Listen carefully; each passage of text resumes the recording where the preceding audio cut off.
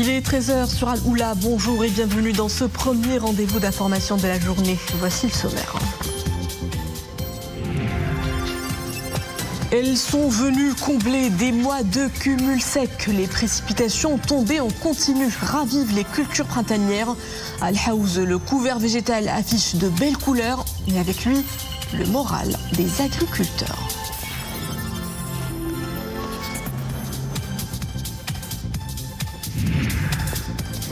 À leur tour, les indicateurs des ressources hydriques passent au vert. C'est le cas au niveau des grands barrages du royaume.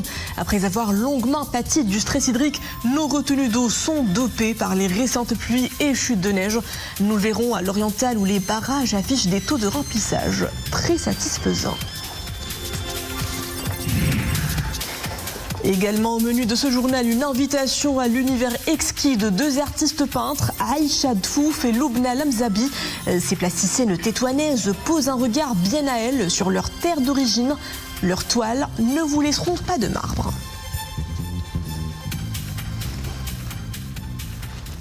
Bonjour, avant de développer ces titres, ce rappel de l'activité royale qui a marqué la semaine. Mardi, Sa Majesté le roi Mohammed VI Amir el-Mouminin, accompagné de son Altesse royale le prince héritier Moulay el-Hassan et de son Altesse royale le prince Moulay Rachid, s'est recueilli sur la tombe de feu Sa Majesté le roi Mohammed V à l'occasion du 10e jour du mois sacré du Ramadan qui a coïncidé avec l'anniversaire de la disparition du Père de la Nation. Que Dieu ait son âme en sa sainte miséricorde.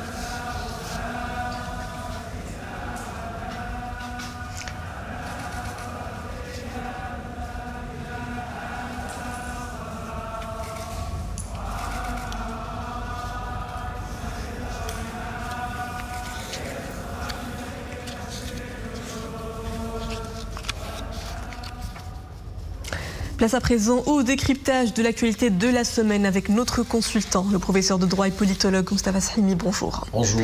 Alors nous entamons ce décryptage par la visite au Maroc du ministre de la Justice français, Gérald Darmanin, était à la tête d'une délégation de haut niveau. Il a eu une série d'entretiens, notamment avec son homologue marocain, Abdelatif Wahbi, mais également avec le premier président de la Cour de cassation, Mohamed Abd Nabawi. Des rencontres qui traduisent l'importance du partenariat judiciaire dans le cadre du partenariat stratégique global entre Rabat et Paris. Que retient-on de ces échanges? D'abord, c'est la visite d'un ministre de l'Intérieur, membre du gouvernement français. C'est la troisième visite d'un responsable officiel français depuis le 1er janvier.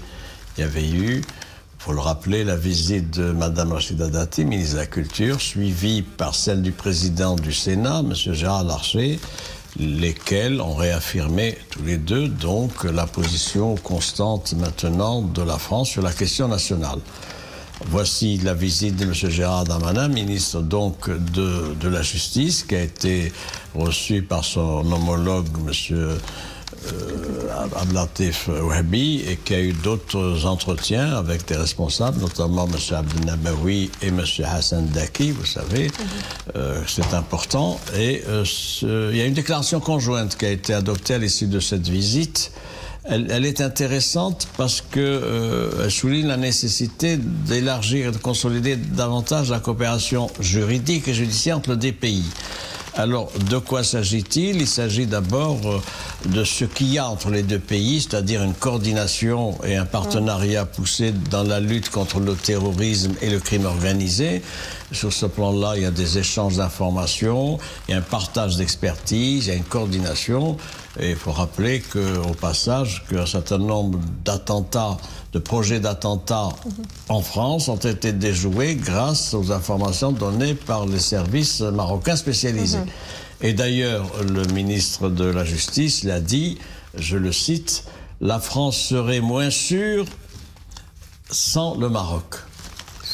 Donc c'est un constat, mais aussi c'est le fait de saluer la mobilisation et l'expertise de l'appareil sécuritaire marocain.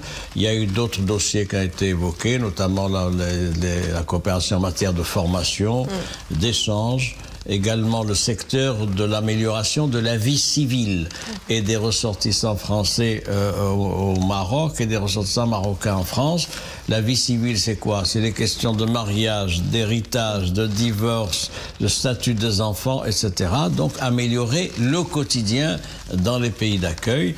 Tout ça est intéressant. Et puis il y a aussi des plans de coordination pour ce qui est des échéances à venir, lesquelles la Cannes 2025 et la Coupe du Monde en 2030. Le Maroc dispose d'une expertise et c'est un acte important, donc, que cette visite du ministre français de la Justice. Et au cours de cette semaine, le professeur, on retient également l'élection à l'unanimité de la présidente du Conseil national des droits de l'homme, Madame Amina Bouayesh, à la présidence de l'Alliance mondiale des institutions nationales des droits de l'homme. Le Maroc est porté pour un mandat de 3 ans à la tête de cette alliance mondiale.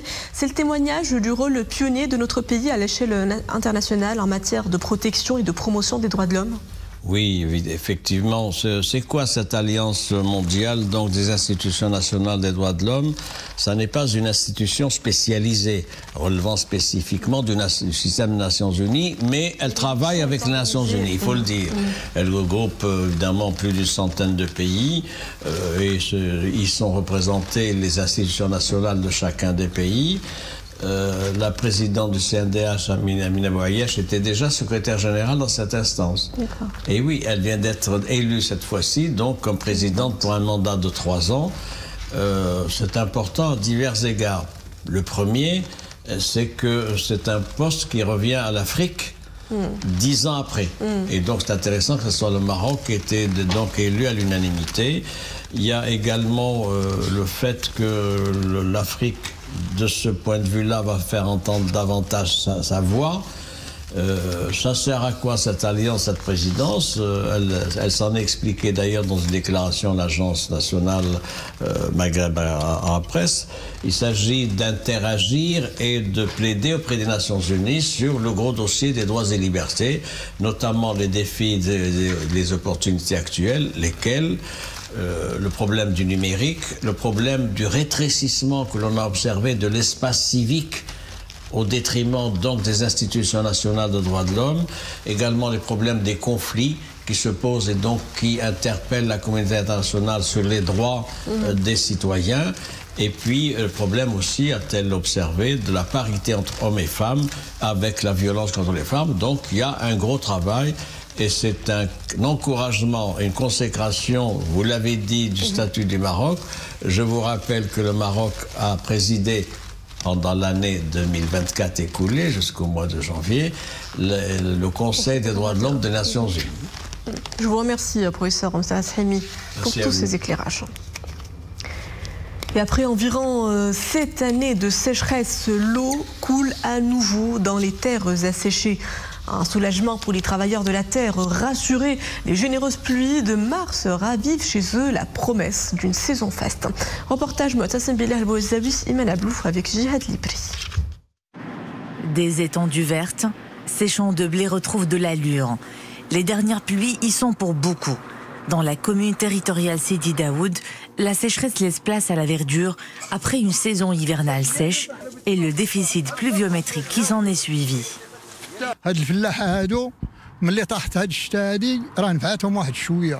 Les dernières pluies ont eu un impact positif sur de nombreuses cultures. Ici, nous cultivons les petits pois, les pommes de terre, les oignons et le blé.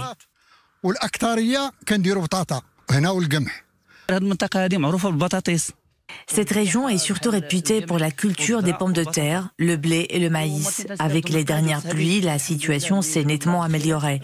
Nous espérons une bonne saison agricole.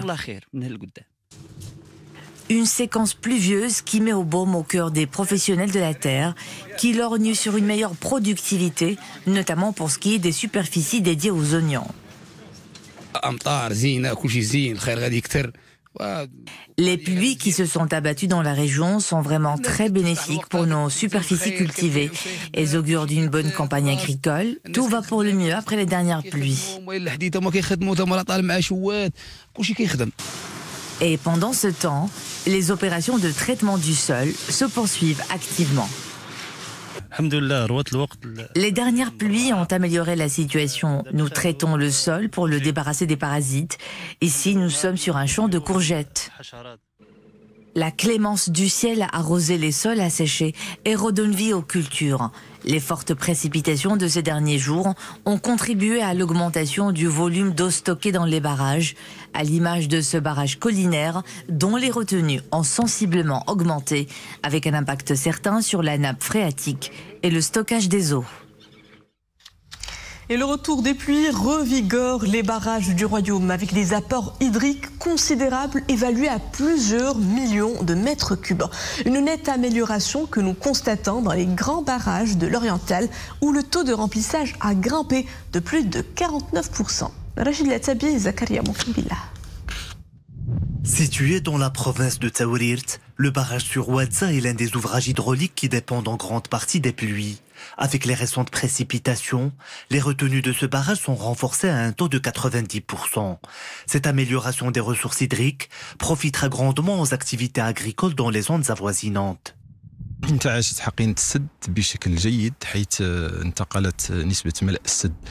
Les retenues du barrage ont connu une nette amélioration en passant de 41% au début de septembre de l'année dernière à 90% actuellement. C'est une augmentation de 144 millions de mètres cubes, ce qui aura des impacts positifs sur la région. Édifié sur Oued Melouia, le barrage Mohamed V est parmi les structures hydrauliques les plus importantes dans la région de l'Oriental. Son rôle est prépondérant dans l'irrigation et l'approvisionnement en eau potable. Ici aussi, le niveau de remplissage atteint 89%. Une progression favorable des ressources hydriques après des années de déficit. Les travaux d'élévation du barrage sont en cours et atteignent un bon taux d'avancement. La capacité actuelle est de 165 millions de mètres cubes. Avec ces travaux d'élévation, cette capacité atteindra 981 millions de mètres cubes. Parmi les objectifs attendus, la prévention des inondations, l'approvisionnement en eau potable et d'irrigation dans la région de l'Oriental et la production de l'énergie électrique. Les précipitations restent un facteur important pour l'équilibre des ressources hydriques dans la région. La capacité des barrages s'en trouve renforcée dans le but de réaliser la sécurité hydrique et le développement durable. Vu la situation qui a caractérisé les ressources hydriques durant les dernières années, la poursuite des précipitations sur les prochains mois ne peut qu'être bénéfique. Nous pourrions ainsi mieux faire face au stress hydrique. Après les récentes pluies, le taux de remplissage des barrages relevant de l'Oriental atteint plus de 53%. Comme dans d'autres régions du royaume, les précipitations sont un facteur important pour revigorer les ressources hydriques, face à un contexte caractérisé par le stress hydrique et les changements climatiques. Et on enchaîne avec ce nouveau bulletin d'alerte météo de niveau orange. De fortes rafales de vent avec chasse poussière et des chutes de neige sont prévues demain et après-demain dans plusieurs provinces du royaume. Des rafales de vent allant de 75 à 85 km/h concerneront les provinces de Youssoufia, Chichawa, Essaouira, Marrakech, Barchid et Jadida, Rhamna, Safi et Sidi Benour. Et puis des chutes de neige comprises entre 5 et 20 cm intéresseront les sommets au-delà de 1900 mètres et seront attendus dès demain 18h à mardi midi dans les provinces de Ouarzazate, Tinrir, El Haouz, Azilal, Bni Mellal, Ifrane et Midelt. Puis sachez aussi qu'un épisode venteux soufflera fort sur nos côtes atlantiques. La mer se déchaînera à partir de demain avec des vagues dangereuses qui déferleront sur les côtes entre Cap Spartel et Tarfaya. Les vagues de direction ouest à nord-ouest sont prévues. Culminera entre 4 et 6 mètres et demi. Prudence, les hauteurs les plus élevées sont prévues durant la nuit de lundi à mardi entre Tangemed et Cap Spartel sur le détroit et entre Cap Spartel et Cap Hadid sur les côtes atlantiques. Des vents forts de direction sud-ouest souffleront aussi à partir de la matinée de demain sur les côtes atlantiques entre Cap Spartel et Essaouira et à partir de demain soir sur le détroit. Le ministère de l'Équipement et de l'Eau alerte contre les marées hautes demain et après-demain, tôt le matin, entre 16h50 et 17h30 l'après-midi. Plongez à présent dans l'univers de deux plasticiennes de talent, Aïcha Dfouf et Loubna Lemzabi. Toutes deux sont natives de Tétouan et toutes les deux explorent la richesse de l'histoire de leur ville natale et la spiritualité de ces lieux avec des messages humanistes et une bonne dose de sensibilité féminine. Imana Blouf, la chakra alawiya, Ali Gnouni. Des toiles vibrantes et colorées en guise de passerelle entre le passé et le présent.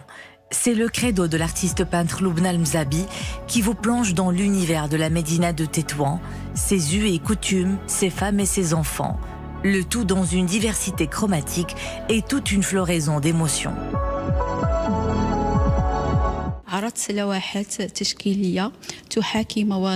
Je travaille sur plusieurs thématiques, le patriotisme, l'universalisme, l'histoire, la femme, la maternité et tout ce qui fait référence à la Médina de ma ville natale, Tétouan.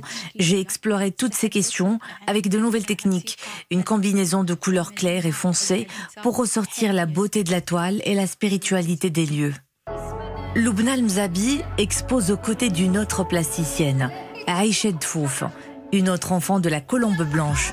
Un long parcours dans la promotion des arts, dont tout ce qu'ils ont de plus noble. Une expérience humaniste inspirante et une bonne dose de sensibilité féminine. Pour moi, les arts en général sont une sorte de thérapie. Le peintre, tout comme l'écrivain, le poète ou encore le dramaturge, mettent le doigt sur les maux de la société et ne s'arrêtent pas là. Ils explorent des pistes de réflexion au service de leur société.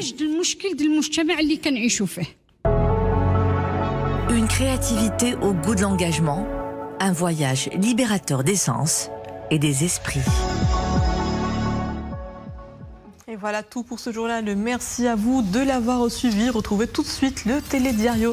Très bonne suite des programmes à tous sur Adila.